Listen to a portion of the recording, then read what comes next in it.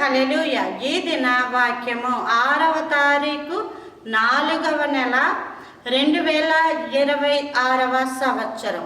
మన దేవుడు మనతో మాట్లాడుతున్న చక్కటి మాట. మొదటి తెస్సలోనికైలకు రాసిన పత్రిక 4వ అధ్యాయము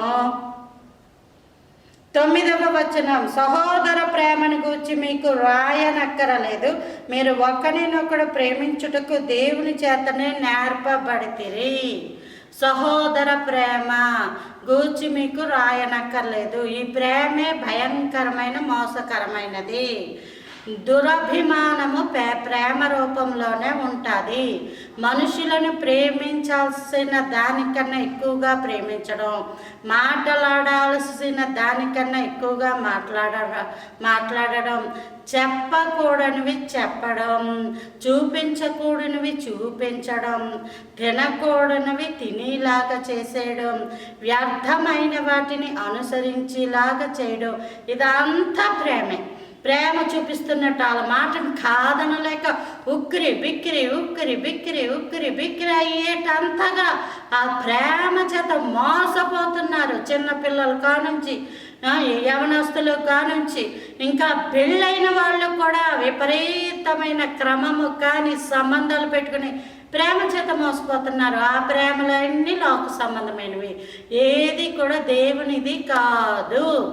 అందుకే ఇక్కడ ఉంది, మీరు ఒకరినొకడు ప్రేమించుటకు దేవుని చేతనే నేర్పబడితే. ఇప్పుడు నీకు నేర్పించిన ప్రేమ దేవునిదా కాదు ఖచ్చితంగా. ఎందుకంటే అది దేవుని దగ్గర ఎవరికైనా మనుషులకి చెప్తేనే అస్సలు బాగోదు, చీ అంటారు. అలాంటి ప్రేమలు దేవుని చేత ఎలాగ నేర్పించబడతారు? మరి మీరు దేవుని చేత నేర్పించే ప్రేమ ఏంటి అంటే బైబిల్ గ్రంథంలో ఉంది.